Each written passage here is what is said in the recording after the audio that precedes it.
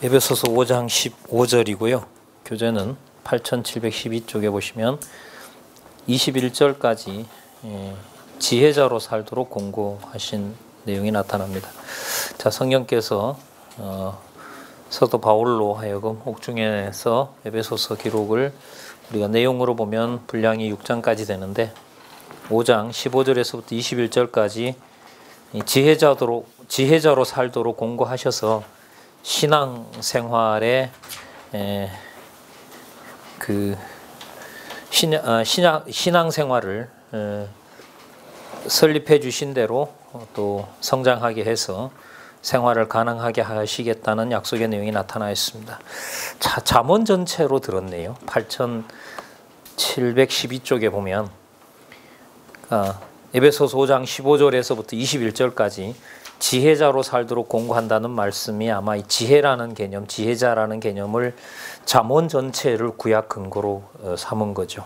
자, 이게 이제 연구 확인해야 될 과제라고 할 수가 있겠죠. 잠언이 시편의 한 내용인데요. 하나님의 주권성을 찬양하는 내용이 바로 잠언이죠. 그 많은 내용이 에베소서 5장 15절에서부터 21절 요 짧은 몇 구절 속에 근거로 잡혀 있습니다. 자, 특이한 사항이죠. 사실 성경 연구 방법에 있어서는. 자, 먼저 15절에서부터 17절 지혜 없는 자 같이 말고 지혜 있는 자 같이 하라고 권하는데요. 주의 뜻이 무엇인지 이해하도록 해주시는 내용입니다. 15절 그런즉 너희가 어떻게 행할 것을 자세히 주의하여 지혜 없는 자 같이 하지 말고 오직 지혜 있는 자 같이 하여. 자, 16절에 보시면 세월을 아끼라 때가 악하니라 이렇게 나옵니다. 지혜 있는 자는 세월을 아끼는 거고 이유가 뭐냐면 때가 악하기 때문에 그렇다. 그 세월을 아낀다라는 게 뭐냐? 세월을 아끼는 어떻게 하는 것이 세월을 아끼는 것이냐? 일단 17절로 가서 연결을 시켜 보면은요. 그러므로 어리석은 자가 되지 말고 오직 주의 뜻이 무엇인가를 이해해라. 이게 주의 뜻이 무엇인가를 이해하는 것이 바로 세월을 아끼는 것하고 연관이 됩니다. 그럼 주의 뜻이 무엇인가? 그게 이제 5장 18절부터 21절까지 나타나 있는 겁니다. 성령 충만을 받아 찬양과 감사와 복종할 것을 권고하는데 대비를 시키죠. 방탕한 것이 무엇이며 성령 충만한 것이 무엇인지에 대해서 살펴보고 있는 겁니다. 18절 술 취하지 말라. 이는 방탕한 것이니 오직 성령의 충만함을 받으라. 이 술 취하는 문제가요. 우리가 마시는 이런 술 취하는 것 이상입니다. 에베소서의 술은 여러분들 왜 우리 마시는 드링크제 있죠? 바카스. 그게 그 그리스 신화에 나타난 술의 축제 이름이거든요. 그리고 이 바커스 축제가 얼마나 이게 난잡한 축제였는지요. 로마 황제가 나중에 이걸 금해버립니다.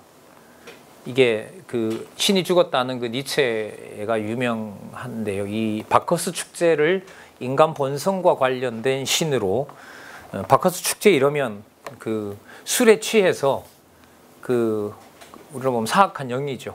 그 영의 세계와 접신해서 그야말로 마지막엔 수음이고 혼탁한 그 성교로 그렇게 끝나는 축제가 바로 이게 바커스 축제입니다. 에베소서에서는 에베소 지역에서는 유명하죠. 이게 소아시아 지역이잖아요.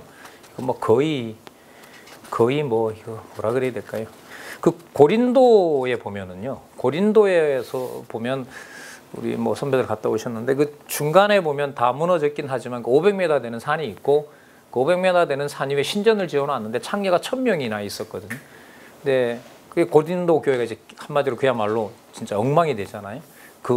왜냐하면 복음의 자유를 얻었다고 하면서 그걸 방종으로 던져버린 거죠. 그리고 또 하나는 고기 먹는 문제가 고린도전서에 나오죠. 그 고린도 지역에 고기가 유통이 되려면 그 신전에서 올려졌다 내려와야 돼요. 그럼 동네에서 고기 먹었다 이러면 뭐 먹는 거죠? 우상제물 먹는 거니까 그걸 가지고 이제 시험에 드는 거죠. 그래서 이 술 취하는 문제는 그야말로 성령에 충만하고 직결되는 문제예요. 이 지금 맥락으로 보면. 그래서 하나님의 교회에 진리로 자유함을 얻었다는 것을 악용하게 되면 뭘로? 방종의 기회로 삼는 거죠. 그게 여러분들 누구냐면요. 신약 시대에 그렇게 문제가 많은 이게 바로 영지주의입니다. 그 영지주의가 두 방향으로 가는데요. 영지주의가 두 방향으로 가는데 진짜 지식은 몸으로부터 벗어난 영혼의 상태이기 때문에 영혼 관리만 잘 되면 몸은 어떻게든 상관이 없어요. 그러면 어떻게 가나 한번 보세요. 그 사도행전에 보시면 스토이고와 에비구리오를 만나죠. 그 바울이 내려가서 그게 지금도 그 전통이 있고 그 철학이 아주 중요한 부분인데 이게 성경이 쓰여질 무렵에 배경이 되거든요. 제가 이제 이런데 이제 제가 좀 전공을 해서 좀 부가 말씀을 드리면 영지주의자는 반드시 두 방향으로 갑니다. 이렇게 갑니다. 그러니까 영혼이 깨끗하기 때문에 영혼 관리만 잘하면 되는 거예요. 몸이 망가져도 이렇게 돼요. 근데 몸을 보는 관점이 두 가지가 있는데요. 몸이 아무리 망가져도 영혼은 관계가 없다. 이렇게 되면 어디로 가냐면 방종으로 가요. 몸을 막 써도 뭐는 손상을 안 당하니까. 영혼은 아까 말하는 그 푸뉴마, 영혼 이런 거 있죠. 그 철학자들이 말하는 영혼. 거듭난 영 이거 말고요. 또 하나는요. 육체가 영혼을 그 지성의 세계를 가리고 있기 때문에 몸을 억제해야 그게 살아난다고 봐요. 그러면 어디로 가냐면 방종의 정반대인 금욕주의가 돼요. 그러니까 금욕주의로 가게 되면 뭐하고 붙냐 하면은요. 율법주의하고 붙어요. 그러니까 구원을 너가 받았지만 뭐대로 안 하면 율법대로 관리를 안 하게 되면 어디 못 간다? 천국 못 간다. 이렇게 해서 율법주의가 들어오는 통로가 되고 유대주의가 들어오는 통로가 돼요. 그럼 뭘 따라가느냐? 이방의 법은 안 따라간단 말이죠. 그럼 뭐가 들어올까요? 율법이 들어오는 길을 열어주게 되는 거죠. 그 반대로 말하면 이 사람들이 이제 어떻게 보면 스토아 철학자들이고요. 스토아 철학자들이 금욕주의라면은 그 쾌락주의자들 에피쿠리안, 에비구레오가 에피큐리안을 말하는 거거든요. 쾌락주의자들. 그네들 같은 경우에는 이제 육체를 잘 관리하면 되죠. 좋게 말하면 잘 관리하는 거고 나쁘게 말하면 엉망으로 갔다가 욕심에 갔다 맡기는 거죠. 그래서 여기 술 취하는 문제 얘기하다가 말았는데 여기가 전부 영지주의의 영향을 받는 거죠. 근데 거기에 복음을 이렇게 들어보니까 창세전에 하나님 자녀 되다 보니 찬스인 거잖아요. 뭘 마음대로 써도 천국 가는데 지장이 없다. 육체를 마음대로 써도 바울 얘기 들어보니까 창세전에 이미 그리스도 안에 선택한 거기 때문에 더 잘 된 거죠. 이방의 삶을 더 즐기는 어떤 바탕이 된 거예요.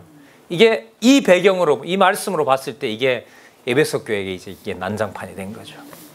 그 배경하에 이제 술 취하지 말라라는 것은 바로 뭐냐면 음란과 그다음에 우상 숭배와 그다음에 방탕과 이게 다 연관이 되는 거죠.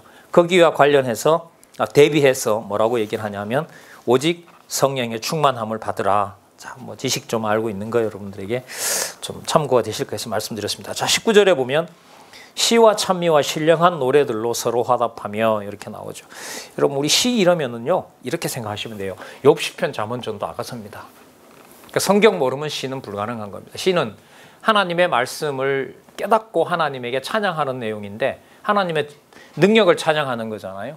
우리 여기 있죠. 시편에 나타난 욥기를 통해서 전능하신 하나님, 시편을 통해서 신실하신 하나님, 잠언을 통해서 주권적인 하나님, 전도서를 통해서 여호와의 영원성, 아가서를 통해서 여호와의 자비성. 그 성경 모르면 시를 지을 수가 없는 거죠. 하나님 존재를 모르면 나올 수도 없는 거고요. 그럼 그리스도를 깨닫고 그리스도께서 약속하신 성령이 오셔서 교회를 세우건 양육하건 무장하건 투쟁하건 승리하건 간에 드러나는 건 뭘까요? 하나님의 전능성에서부터 자비성이 드러나는 거죠. 이것을 찬미는 뭐냐 하면은요. 왜 그 다윗이 노래를 부를 때 보면 장르가 다양하죠. 어디에 맞춘, 마스길에 맞췄다, 뭐에 맞췄다, 뭐에 맞췄다라고 하잖아요. 그 다음에 현악기가 등장하는 것도 있고요. 여러 이제 방식이 있는데 쉽게 말하면 그런 거죠. 그래서 저는 한때 좀 헷갈렸던 게 있는데요. 그 옛날에 그 제가 선교단체 하면서 저도 기타 가지고 공연도 좀 하고 막 이랬었는데 그 성경 구절을 쓰는 복음성가가 참 듣기가 좋은 거예요. 찬송과 곡조하고 다르니까. 찬송과 곡조는 이 리듬의 높낮이를 자극적으로 안 만들거든요. 보통 4분의 4박자로 평이하게 가요. 왜냐하면 감정 조절이나 이런 것들이 목적이 아니기 때문에 가사 전달이나 이런 거기 때문에. 근데 뭐 복음성이나 이런 것은 우리로 말하면 발라드풍이거든요. 훨씬 좋죠. 그 대학 가요제에 나왔던 사람들의 곡조에다가 성경 구절이 붙는 거예요. 그러니까 이게 뭐냐 하면 내용은 몰라도 뭐예요? 따라 부르는 풍이 듣는 이제 우리 문화 말씀드리는 거죠. 그게 발라드인 거죠. 저 노래를 좀 좋아하거든요. 아, 이게 너무너무 좋은 거죠. 그러니까 성경 구절을 통해서 얘기하는 것에다가 발라드까지 붙어버리니까 그게 진짜 하나님에게 찬양이 된다라는 걸로 이렇게 좀 몰입이 됐던 적이 있었거든요. 근데 이게 진짜 내가 이게 감정 속에 들어가 있는 건지 아니면 이게 진짜 내가 성경을 빙자해서 노래를 부르는 막 이런 갈등이 온 적이 있었거든요. 근데 그게 무슨 문제가 아니에요. 이게 음악이라는 그 단순한 것만 가지고 자기가 하나님을 찬양한다라고 하는 것은 이거는 뭔가 부족함이 많은 거죠. 예. 브란노에서 이런 경배와 찬양이 예. 상당히 많잖아요. 많죠. 지금도 아마 많을 거예요. 고신측에서는 아예 다르다고. 근데 저도 있을 때 이제 고신측 선교 측에서 했었는데요. 근데 복학을 하고 가니까 그 고신측 간사가 그 열어놓은 거예요. 그 전까지는 그거 하면 진짜 제명됐거든요. 저도 임원이었는데 저도 타켓이었어요. 군대 가기 전에는. 근데 왜냐하면 저는 소속한 교회는 통합이었거든요. 그 통합에서 배운 대로 이제 저는 했는데 복학하고 나니까 그렇게 엄하게 했던 그 고신 측에서 파견된 목사님, 간사님이 와서 이걸 하는 거죠. 좀 지나니까 방언까지 하네요, 고신에서. 왜 이렇게 가나. 이게 그야말로 세속주의와 타협이 들어가는 거죠. 그렇게 안 하면 뭐가 안 되니까? 교회가 안 되니까. 교회가 안 되니까. 그러니까 내용은 빠져나가는 거죠. 그래서 좀 쓸데없는 소리는 아닌 것 같은데요. 시는 성경의 바탕을 두고요. 찬미의 조절은 어떻게 보면 음악 하시는 분들이나 이런 분들이 남아있는 과제인 거죠. 그래서 이거 CCM이라든지 왜 그 발라드풍의 복음송 있잖아요. 전면적으로 하라 하지 말라 이런 문제는 아닌 것 같아요. 분별할 수 있는 목사님들의 영적 지각이 좀 많이 필요한 부분 같아 이런 생각이 듭니다. 근데 요즘 막 선집회, 후집회 뭐 거의 일반화되어 있잖아요. 예? 근데 그런 게 이제 개념이 없다 보면 지금 어느 방향에 무슨 어떤 문화를 만들고 있는지 자기 자신이 감각이 없을 때가 많아요. 한참 가더라고요. 진짜 한참 가요. 예. 그 다음 볼까요? 이게 신령한 노래, 시와 찬미와 신령한 노래들로 서로 화답한다라고 나와 있는데요. 여러분 신령한 노래라고 하는 것은 기원이 좀 멀리 갑니다. 어디까지 가냐면 로마서 12장 1절에 보면 무슨 제사 드리라는 말씀 나오죠? 영적 제사 드리라는 말씀이 나오죠. 그러면 목사님들 이렇게 볼까요? 시와 찬미와 신령한 노래는 어떠한 특별한 시간과 공간에서만 하는 걸까요? 아니면 전 생활에서 시와 찬미와 신령한 노래를 통하여 하나님 찬양하는 문제일까요? 후자죠. 후자인 거예요. 이게 그래 신앙생활의 바탕이 되는 거죠. 저도 혼자 있을 때 흥얼거려요. 노래도 부르고요. 제가 원하는 사람 찾아서 듣기도 하고요. 근데 하면서 이제 의식은 하죠. 그러면서 뭘 보게 되느냐? 과거에 예를 들면 우리 목사님들이니까 이걸 고민하셔야 될 문제 같아요. 제 생각에는. 여러분들 아시는 지금 곡은 개혁 종교개혁 하면서 칼빈을 중심으로 해서 만들어 놓은 곡이거든요. 그 전까지는 곡이 그레고리 성가라는 거 들어보셨죠? 그게 전형적인 카톨릭의 성가였었어요. 그걸 이제 깨면서 나온 대표적인 프로테스탄트의 작곡가가 누구냐? 바흐입니다. 바하. 바하가 독일에 있는 야콥슨 거기 어디 드레스덴인가? 하여튼 라이프치히가 드레스덴인가 독일이 연합군한테 폭격받았던 그 지역에 있는데 교회 이름은 제가 알고 있어요. 야콥 교회인데 거기에서 바하가 이제 개신교니까요. 종교개혁 이후에 거기서 이제 곡을 만들어내죠. 근데 저는 비전문가니까 무슨 차이는 어떤지 잘 모르겠고요. 바하가 유명한 게 여러분 잘 아시는 바하의 오르간 연지 같은 게 있잖아요. 근데 제가 이렇게 좀 길게 말씀드린 이유가 뭐냐면 진리의 바탕을 두지 않은 기독교 문화는 정착이 힘듭니다. 시대가 원하고 그때 듣기 좋은 리듬으로 따라갈 수밖에 없다는 거죠. 저는 이제 이런 방면도 이런 음악을 전공하신 분들이나 이런 분들이 말씀을 깨닫고 이런 부분들을 서로 검토하고 부를 수 있는 찬양, 그 다음에 가사 이런 문제 이런 것들이 이제 발전되고 개선되고 했으면 좋겠다 이런 마음으로 말씀을 드리고요. 요지는 말씀드리면 이게 지금 신앙생활과 관련이 되고 지혜 있는 자로 살도록 공부하는 건데 그 지혜는 시와 찬미와 신령한 노래라는 것이 뭘 바탕에 둔다? 하나님 말씀, 진리의 말씀에 바탕을 둔다는 거죠. 여러분 잘 아시는 대로 그 히브리어나 그 그리스어 있잖아요. 그거는 그대로 송을 부르면 음을 이렇게 발하면 뭐가 생기는 거죠? 곡조가 생기는 거 있잖아요. 아랍풍에 그게 노래와 글을 읽는 것과 별 차이가 없잖아요. 거기서 음낮이와 고저가 생기는 거고요. 자, 뭐 그런 것뿐만 아니라 이제 저희들 나라에서 진짜 감정을 억제하고 최소화한 게 여러분 우리 지금 찬송가에 들어가 있는 딴딴딴딴 하는 거 있죠. 4분의 4박자. 그건 음악인 거지 거기에 어떤 감정을 몰입할 수 있는 박자가 아니거든요. 그런 박자는 이제 이런 부분들이 이제 저도 조금 이제 해봤고 또 시행착오도 겪어봤던 부분이라 어쨌든 그런 문화는 다음 세대나 우리들한테 좀 과제로 주어지지 않나. 진리 안 가르치면 이런 문화 안 생겨요. 그냥 시대와 필요한 대로 이렇게 해서 갈 수밖에 없습니다. 그래서 나온 김에 시와 찬미와 신령한 노래는 한 부분에 국한되는 것이 아니라 전체 예배 생활, 전체 삶과 연관이 되고 그게 가족이든 전체 모였을 때든 거기에 다 영향을 주는 과정이다. 그리고 드러나는 어떻게 보면 신앙생활의 열매다. 이런 말씀을 좀 드립니다.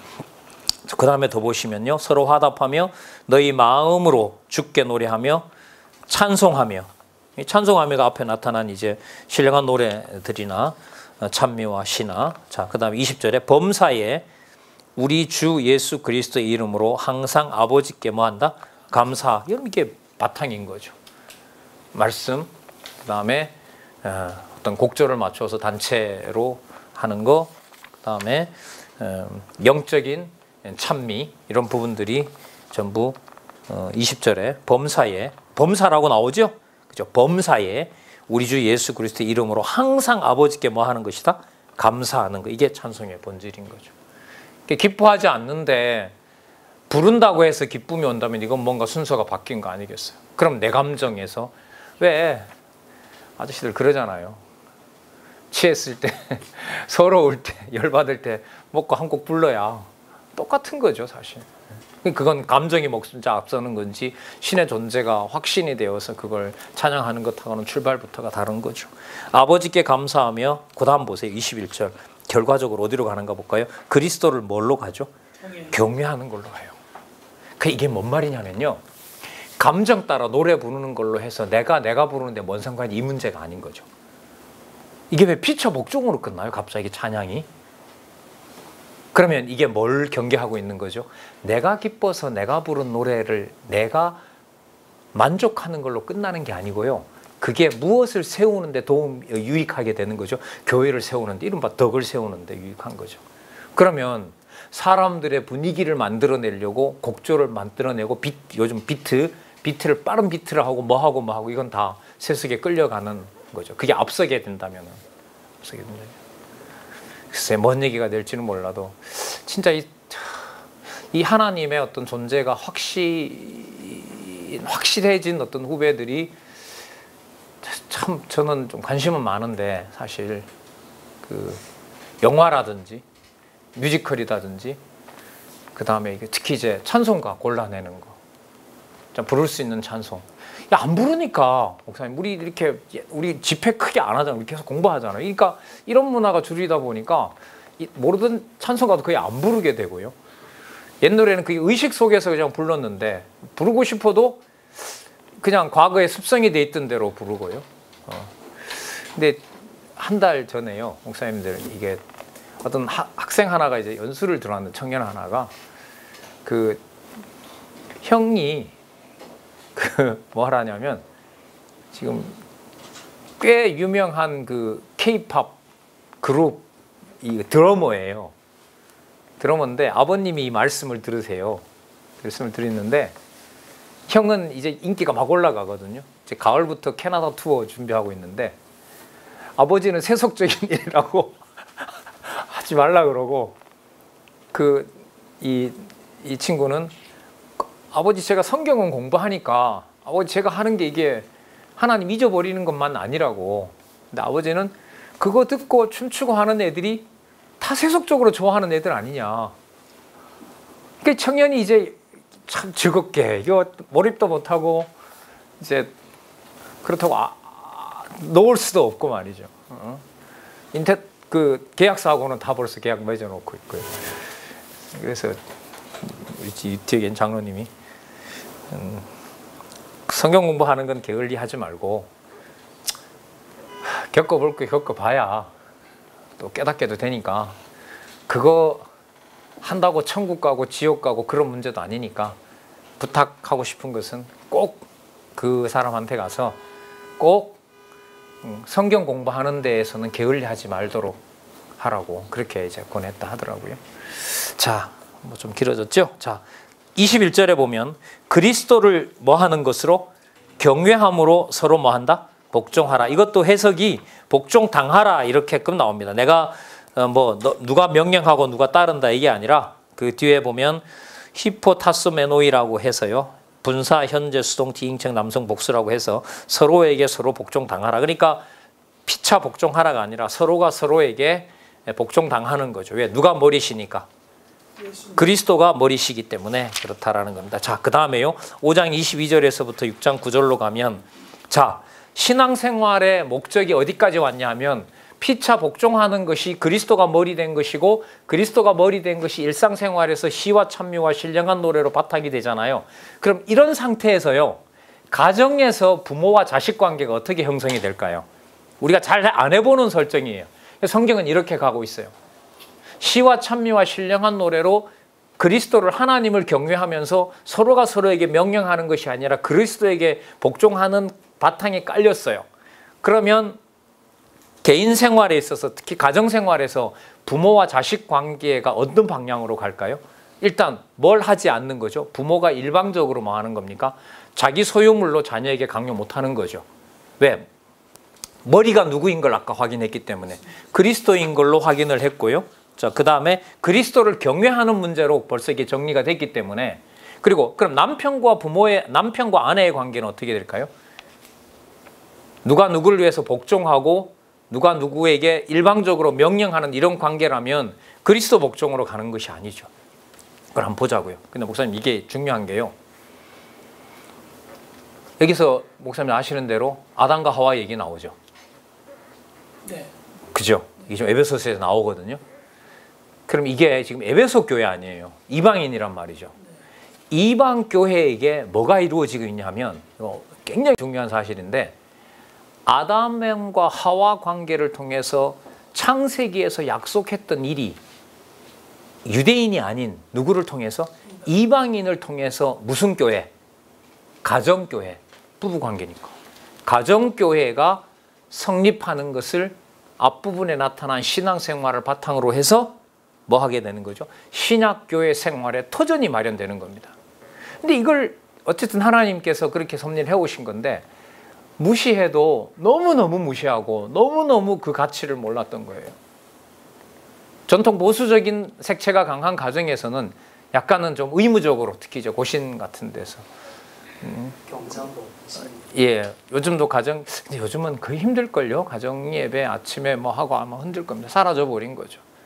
그리고 가정에서 아버지가 자녀를 놓고 성경을 가르치는 문화 이거는 진짜 빨리 회복하고 싶고 꼭 그렇게 하고 싶고 저도 애가 하나 밖에 나가 있는데 어제 통화하면서 영혼의 감각이 떨어지는 듯하면 내가 만사 제쳐놓고 비행기 끌어서 내가 가겠다.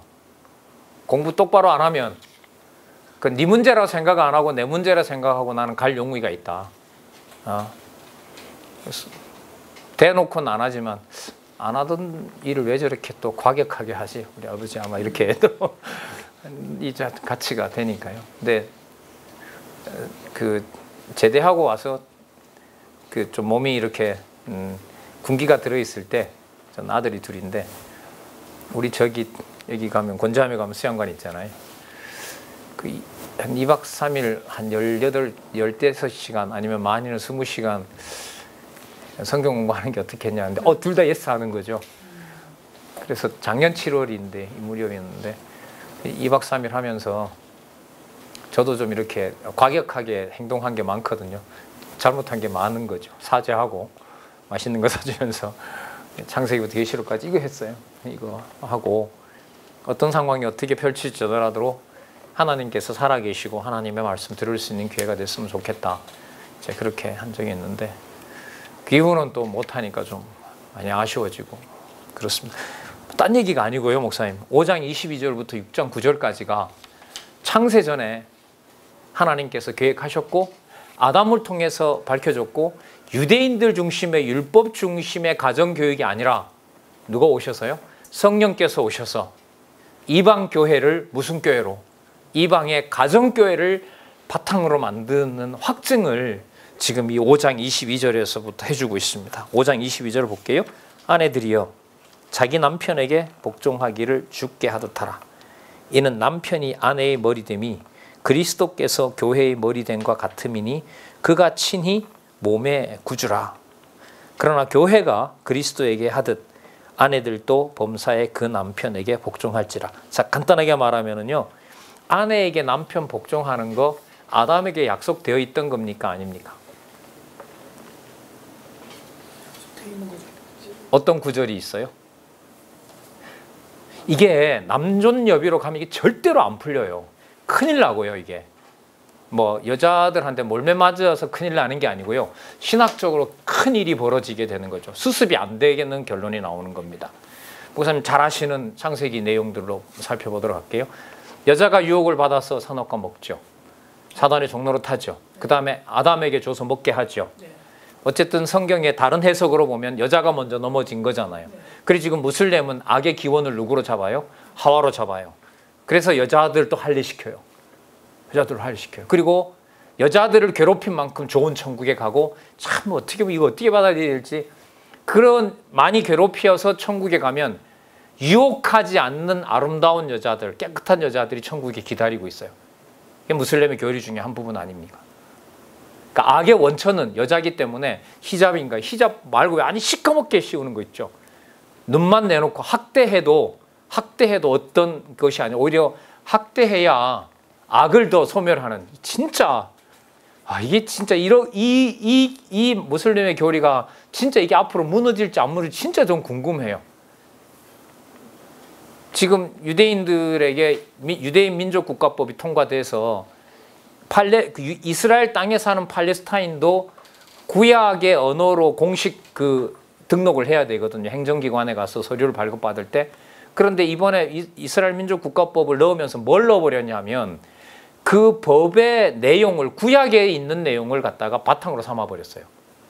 그러니까 뭘 안 배우면 안 돼요. 구약 성경을 히브리어로 안 배우면 안 돼요. 이게 통과가 돼버렸어요. 이번에 작년에 미국 대사관에 들어왔고요. 그래서 이게 진짜 하나님 하신 일인가? 그러니까 아랍인들이 신약은 정말로 하나님 하실 일이고요. 유대인들도 안 믿으니까 아랍인들이 코란도 자기네들이 봐야 되겠지만 뭘 안 보면 안 돼요? 이스라엘 땅에 사는 사람들은 구약 성경을 안 보면 안 되는 일의 법이 통과된 거죠. 그게 유대 민족 국가법이라는 게 통과가 됐단 말이죠. 자, 좀 멀리 갔죠. 다시 돌아오도록 하겠습니다. 그런데 하나님께서 하와에게 저주할 때요. 첫 번째가 뭐였죠? 하와에게 잉태의 고통을 더한다. 해산의 수고가 있어야 된다고 얘기를 하고요. 그 다음에 내용이 뭐냐면 남편을 사모하게 된다. 그러니까 너는 번역이 좀 다른데요. 너는 남편을 이겨먹으려고 할지는 능가하려고 하는지는 몰라도 남편을 뭐 하게 된다. 너를 복종시킬 것이다. 다른 부분에는 남편을 뭐 하게 될 것이다. 사모하게 될 것이다라는 거죠. 여러분 이게 복인가요? 저주인가요? 뭐 남자들끼리 있어서 답은 뻔한 건가요? 그런 문제는 아닌 거죠. 근데 아담이 하와로부터 나왔습니까? 하와가 아담으로부터 나왔습니까? 하와가 아담으로부터 나온 거죠. 이게 창조의 원리인 거죠. 그러니까 그리스도로부터 교회가 나온 거지 교회로부터 그리스도가 교회로부터 나온 것이 아니라 교회가 그리스도로부터 나온 원리가 바로 여기에 있거든요. 이 내용이 지금 누구에게 적용이 되는 것이냐? 이방교회, 에베소 교회에 이게 적용이 된다는 거예요. 이게 실체가 이루어진다는 거거든요. 그래서 이 부분이 있잖아요. 5장 22절에서부터 24장에 해당되는 이 내용은 구약의 근거를 두고 창세기 3장의 바탕을 두지 않으면 이거 이상한 방향으로 갑니다. 첫 번째, 누구로부터 누가 나왔다? 아담으로부터 하와가 나왔고, 하나님의 정죄가 끝난 다음에요. 심판이 끝난 다음에 하나님께서 아담으로 하여금 하와를 뭐라고 부르냐 하면 죽은 자의 어미라고 안 부르고 뭐라 부르죠? 산자의 어미라고 불러요. 그럼 이게 뭔 말이냐면 타락한 것과 하와를 통해서 하나님의 자녀가 낳거나 나중에 가서 여자의 후손으로 누가 오죠? 메시아가 오잖아요. 그러면 하와의 타락과 상관없이 하와는 누구를 낳게 되는 전통을 만들어주는 거죠. 메시아를 낳는 전통을 만들어주는 거죠. 그러면 그 하와가 낳는 거냐? 아니잖아요. 하와는 누구로부터 나왔어요? 아담으로부터 나온 거죠. 그럼 이게 정확하게 누구와 누구의 관계가 돼요? 그리스도와 교회의 관계죠. 그럼 그 가장 원초적인 형태가 무슨 교회예요, 이게? 이게 가정교회죠. 이 가정교회라는 말에는 어떤 인간적인 것도 섞을 수가 없는 거죠. 그래서 바로 뒤에 나오면 그럼 왜 복종해야 되느냐? 남편이 자녀를 그리스도가 교회를 뭐 한 것처럼 목숨을 바친 것처럼 사랑함으로 이렇게 되는 거죠. 이게 사람 일이 아니잖아요. 사람 일이 아니잖아요. 그러면 사람 일이 아닌 건데 그리스도가 교회를 위해서 목숨을 버렸던 일이 누구를 통해서 이루어진다고요? 아내와 남편의 관계를 통해서 남편이 아내를 뭐예요? 자기 목숨을 바쳐서 사랑하도록 하고 그게 자기를 사랑하는 거고 그로부터 난 부인이 그러니까 아내가 그런 사랑에 자기를 다 버리는 사랑에 뭐 하게 되는 복종할 수밖에 없는 거죠. 그 사이에 누가 자라요? 두 사람의 희생을 먹고 누가 자랍니까? 자녀가 주 안에서 순종하게 되는 거죠. 그럼 이게 목사님들 진리 없이 어떻게 가능하냐? 이걸 쇠뇌를 시킬 수가 있냐고요. 그럼 적어도 어디서부터? 창세기서부터 이 원리를 차근차근 설득을 해서 논리적으로 설명을 해야죠. 뿐만 아니라 이걸 성령께서 뭐 해주셔야 되죠? 자라게 하고 양육하고 무장시켜서. 그러니까 가정교회가 무슨 원천이 되느냐? 진리를 사수할 수 있는 보루가 어디에서부터요? 가정교회에서부터 만들어지는 거죠. 이 짧은 에베소서 내용인데 이걸 딱 보면 우리 교회 지표가 보이죠. 한국교회 지표가. 이게 어느 방향으로 어떻게 가서 이게 교회가 무너졌는가. 자, 이렇게 목사님들 뵙고 말씀을 이렇게 드릴 수 있고 이 말씀을 우리가 같이 사수해 가는 일이 글쎄 멀리 보지 말고 몇 명 안 되는 내 자녀들로부터 키워갈 수 있도록 하나님께서 거기가 딴 곳의 무장이 아니라 그게 무장의 출발이라는 사실을 또 한번 말씀을 드립니다. 그 뒤에 나오는 내용입니다. 24절에 교회가 그리스도에게 하듯 계속 나오잖아요. 아내들도 범사에 그 남편에게 복종할지라. 이때 남편은 어디죠? 그리스도 안에 있는 복종. 행여나요? 그 남편이 안 나온다 하더라도 진리 안에 있는 남편일 수도 있고 같이 못 나가는 남편일 수도 있잖아요.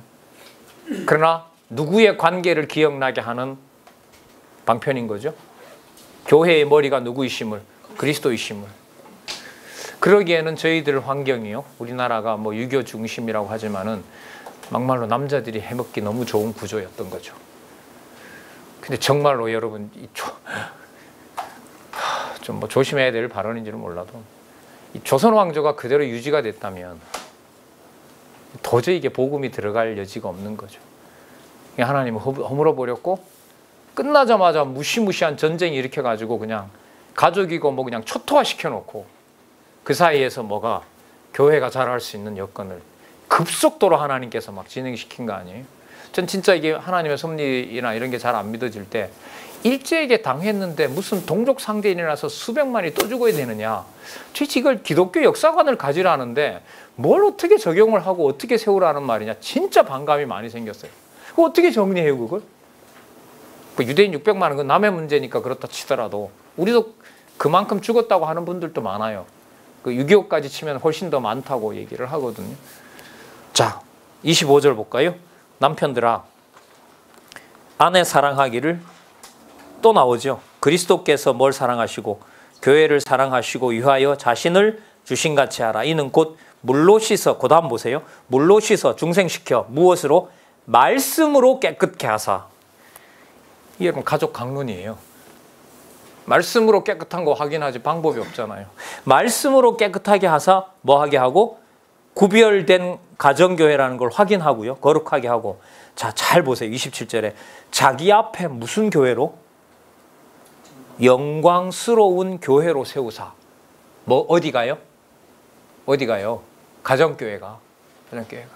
영광스러운 교회로 세우사 티나 주름 잡힌 것이나 이런 것들이 없이 거룩하고 흠이 없게 하려 하심이라. 그래서 이 편지의 수신자인 좀 문법적으로 말씀을 드리면 이 편지를 받는 이방인 교회 가정 우습게 보면 절대로 안 된다. 목사님 이거 몇 명 문제가 아니잖아요. 이거 몇 명 문제 아니에요. 근데 우리 너무 많이 잃어버렸잖아요. 상상도 없고 우리 기억 속에는 이런 바탕에 아예 최소한의 여지도 없이 다 사라져 있잖아요. 우리 머릿속에. 그거 그대로 우리 자녀들에게 그대로 이런 우리가 받았던 비성경적인 문화 다 그냥 그대로 물려주고 싶진 않잖아요.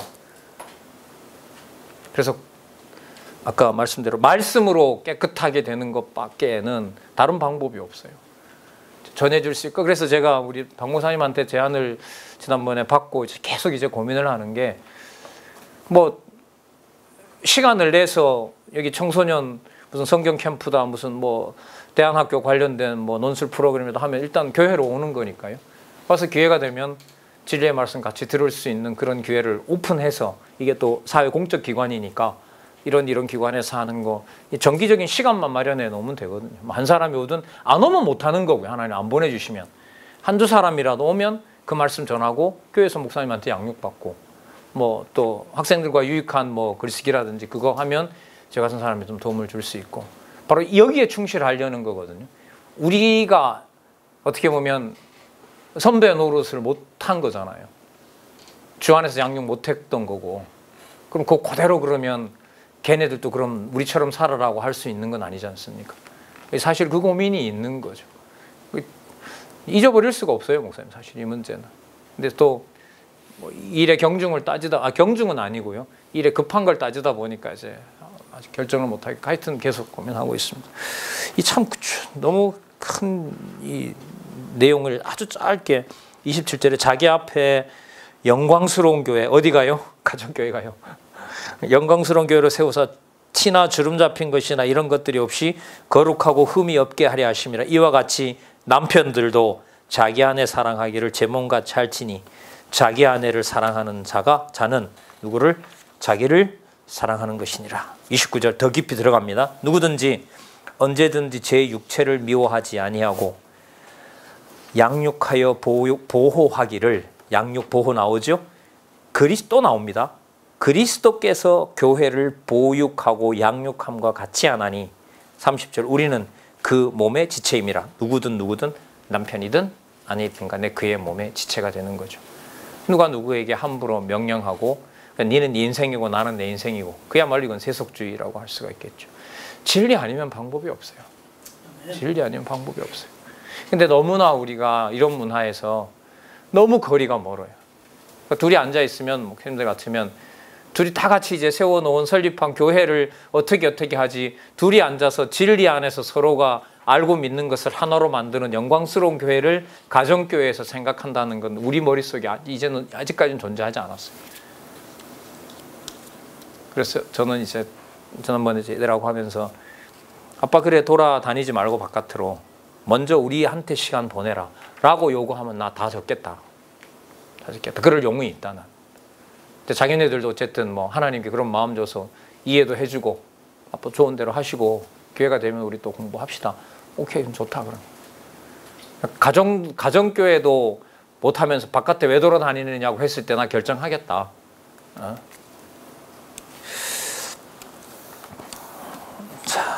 31절 볼까요? 이러므로 사람이 부모를 떠나 그 아내와 합하여 그들이 한 육체가 될지니라. 이거 목사님들 이 창세기 실체적 언약의 주석이잖아요. 그죠? 네, 아담에 대한 주석입니다. 이 비밀이 크도다. 내가 그리스도와 교회에 대하여 말하노라. 그러나 너희도 각각 자기 아내 사랑하기를 자기같이 하고 아내도 그 남편을 뭐하라? 경외하라. 이게 이루어진 거죠. 진리를 전하는 자에게 그 말씀에 대해서 가르칠 수 있도록. 이것도 하나님 하세요. 왜냐하면 여러분 여기 왜 보면 돌볼 때 방랑자, 이건 남자가 혼자 된 거라는지 모르겠지만 과부가 꼭 나오죠. 과부는 뭐 하는 자들이죠? 남편 죽은 자라들 아니에요. 그리고 보호자가 없는 고아, 그죠? 방랑자, 나그네, 그 다음에 고아, 과부. 야고보서에 가면 뭐 하죠? 그들을 뭐 하라 그럽니까? 돌보라고 하는 말씀 나오잖아요. 그것도 하나님 여건 주시는 거죠. 예를 들면 디모데 후서에 갔을 때 창과부 문제 나오죠.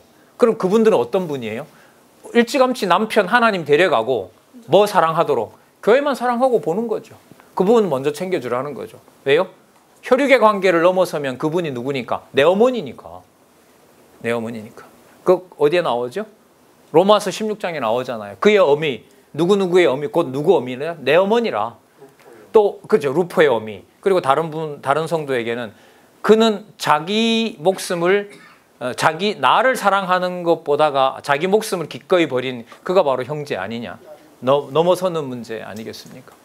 그 바탕을 거대한 예루살렘 교회의 수천 명으로 두른 것이 아니라 서신서에 오면 그 내용이 어디로부터 출발을 한다는 거죠? 에덴에 만들어진 두 사람을 그걸 뭘로 봐요? 교회의 실체로 보는 거죠. 근데 목사님들 너무나 잘 아시는 것처럼 교회 학교에서 이걸 강조했습니까?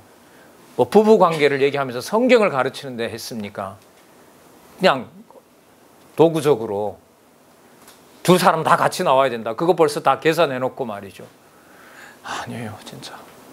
그러니까 먼데 있는 개혁이 아닌 것 같아요. 아니죠. 먼데 있는 거죠. 이 문제가 남아있는 저희들 자녀들의 문제입니다. 그래서 저희들 내에 지금 일어나고 있는 제가 소속한 기독교 지도자 협의회에서는요, 이 연로하신 권사님들이나 장로님들, 권사님들 몇 분은 장로님들도 하시는데요. 주말 되면 지방에서 기차 타고 토요일 날 와서 잠시 성경 공부시키고 다시 지방으로 가는 분들이 생겼습니다. 생겼어요. 그게 정상이었던 거죠. 그게. 그러니까 뭐 학교가 교육을 잘못한다? 왜 교회에 데려다 주니까 교회에서 똑바로 못하네, 그런 말도 요즘은 잘 안 하지만은요, 학교 교육이 다 붕괴된 지 옛날이고요, 교회 학교 사라진 지 지금 뭐 아마 몇 년 전에 60%였거든요 교회 학교 없다는 교회가. 그 이 사이에서 이제 이 에베소서 후반부에 교회의 진리라고 하는 것은 결국 어디로 좁혀져요, 목사님? 무슨 교회요? 가정교회. 무슨 교회? 가정교회가 아까 무슨 교회라 그랬죠? 영광스러운 교회로. 이것 빼면 다 허구죠. 이거는.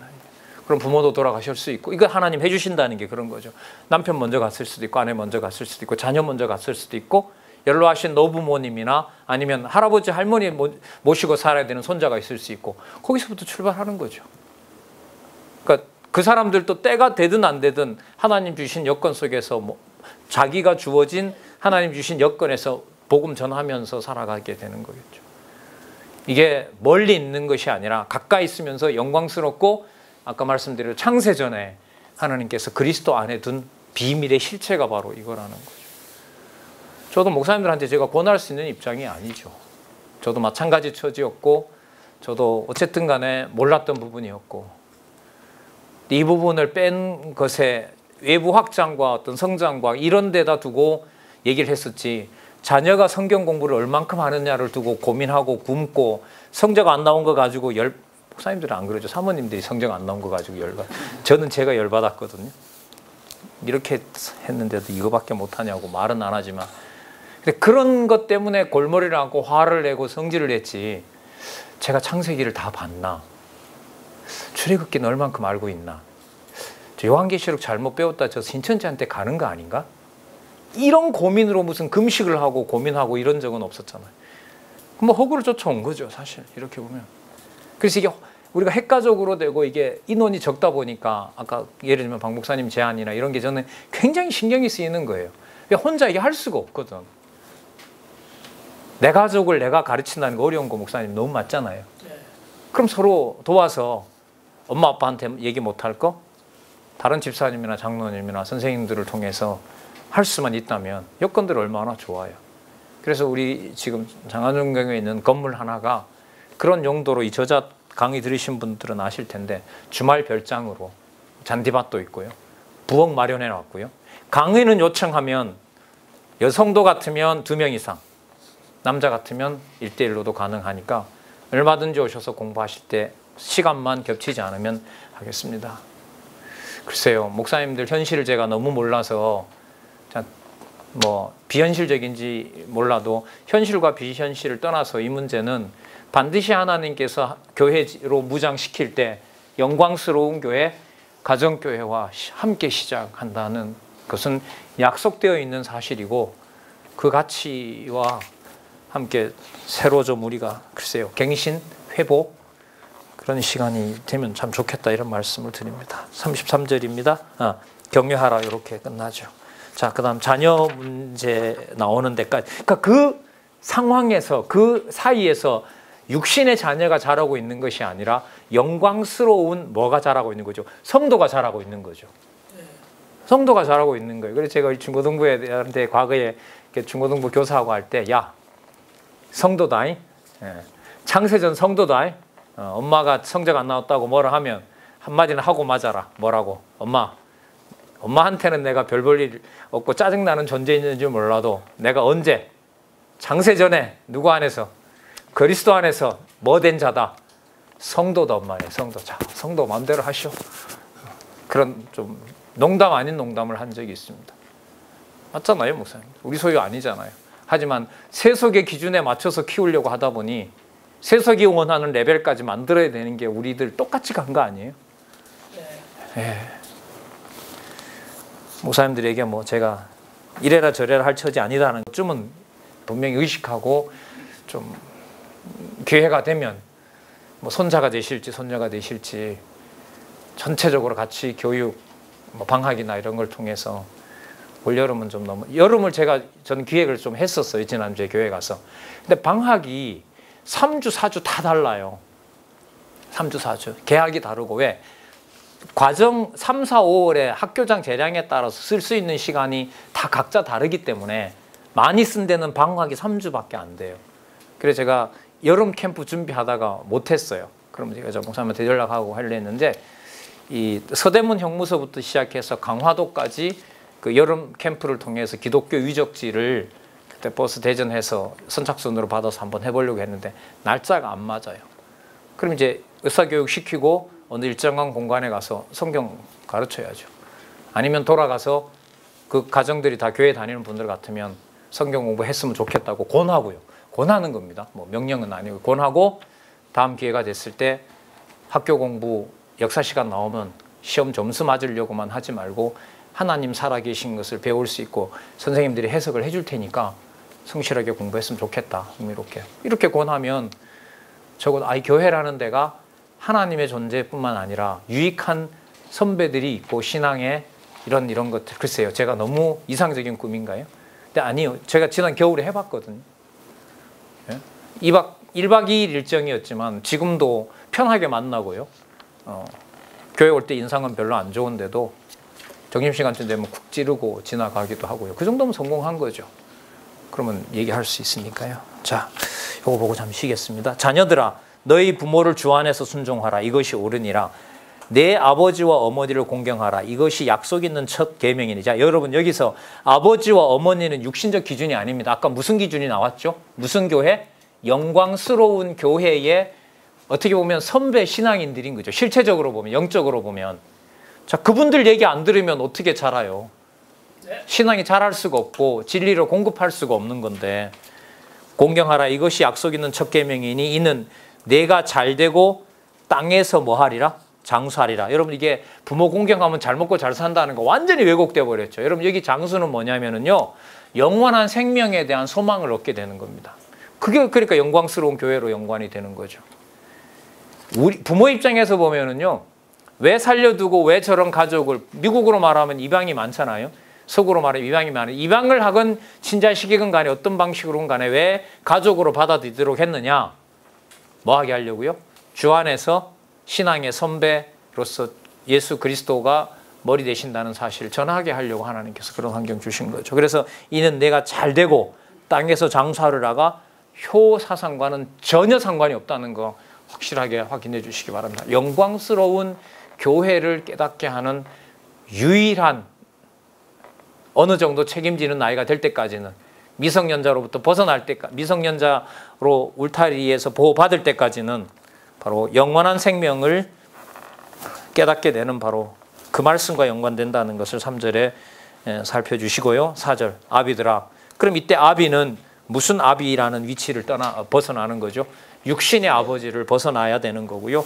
그 자녀를 노엽게 하지 말라. 애를 왜 노엽게 하죠? 열받게 하죠, 우리가? 내 마음대로 안 되니까 그러잖아요. 그죠? 왜? 내 마음대로 안 된다는 말은 내가 내 마음대로 소유해야 되는 소유권이 누구한테? 나한테 있다는 걸 전제로 하니까 그렇죠. 이게 세속이 너무 그렇게 가다 보니까 우리도 그냥 은연중에 알게 모르게 넘어가 버렸고요.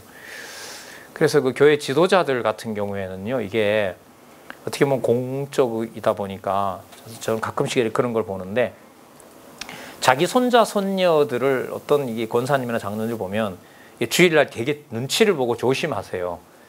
왜냐하면 그 장로나 권사라는 신분이 뭐냐면 교회에서 보면 누구죠? 어쨌든 어른들이잖아요. 공적인 어른이잖아요. 그래서 자기 자녀를 뭐 명절이나 이럴 때 자기 집에 가서 안아주시겠죠. 근데 주일날 이럴 때는 이렇게 경계하는 그 선배들이 있더라고요. 아, 저 참 바람직하다. 바람직하다. 예를 들면 목사님 어느 한 애만 귀엽다고 한 10번 안아주면 큰일 나죠? 네. 그 다음 주 당장 목사님 많이 겪으신 것 같은데, 네. 하여튼 큰일 나는 거죠. 뭐 하나님께서 해가시고 또 지혜를 주시겠지만은, 자 볼까요? 또 아비들아 너희 자녀를 노엽게 하지 말고 오직 주의 교양과 훈계로 양육하라 이렇게 나오는 거죠. 주의 교양입니다. 이 교양이라는 말에 여러분들 교육학의 그 어원이죠. 파이데이아. 페다고지라 그러죠. 그 교육학을 페다고지. 이게 바로 이 교양이라는 말인데요. 앞에 단서가 붙었죠. 주의 교양. 그 다음에 훈계로 뭐 하라? 양육하라. 자, 그럼 목사님 여기서 연결 짓고 잠시 쉴게요. 주의 교양과 훈계가 영광스러운 교회의 맥락이기 때문에 아까 무슨 말씀이라 그랬어요? 물로 씻어 말씀으로 깨끗하게 한다고 했었죠. 아까 5장 26절에. 그 말씀으로 거룩하게 하고 그게 영광스러운 교회고 주의 교양과 훈계라면 뭘 빼고는 말이 안 돼요? 진리를 전하는 것 빼고는 영광스러운 교회가 있을 수 없죠. 그래서 목사님들 남아있는 6장 5절에서부터 9절까지 그리고 6장 24절까지 그리고 6장 5절에서부터 6장 24절까지 더 정확하게는 6장 10절부터 24절까지 거기에 바로 뭐가 나오느냐? 전신갑주가 나와요. 그러면 무장의 출발이 어디라는 걸 성경 에베소서는 명시를 하고 있죠. 사회생활이든 자 시와 찬미와 신령한 노래가 어느 한 영역이 아니라 전부 다다. 맞죠? 그리고 그 출발이 어디다? 가정이다. 그게 가정이 뭐다? 영광스러운 교회다. 우리 교회 잘 만들고 뭐 이런 게 영광스러운 교회가 아니라 거기에 뭐로? 진리로 양육된다. 그럼 진리로 양육을 누가 하시느냐? 성령께서 머리부터 발끝까지 뭐 있게 한다? 전신갑주 있게 한다. 그러면 에베소서의 제목이 뭐로 가는 게 맞아요? 교회 무장. 하지만 외부에서 말하는 거대한 무장이 아니라 가장 작은 단위인 어디에서부터요? 가정교회가 영광스러운 교회의 토대에 마련이 되는 겁니다. 그걸 바탕으로 목사님들 어디로 가냐면 이게 빌립보서로 가요. 빌립보서로 가요. 이게 오늘 어떻게 보면 좀 길게 말씀드렸던 성경신학에서 그 다음으로 넘어가는 아주 중요한 거예요. 그러니까 이 감 없이 빌립보로 넘어가면 제가 소개를 잘못하거나 목사님들이 확인 안 해준 거나 이렇게 되는 거죠. 이걸 바탕으로 해서 이제 저희들이 빌립보로 가는데 그 사이에 하나님의 전신갑주를 입으라라고 하는 약속의 말씀이 일방적으로 주어지게 되는 거죠. 은혜로. 자, 우리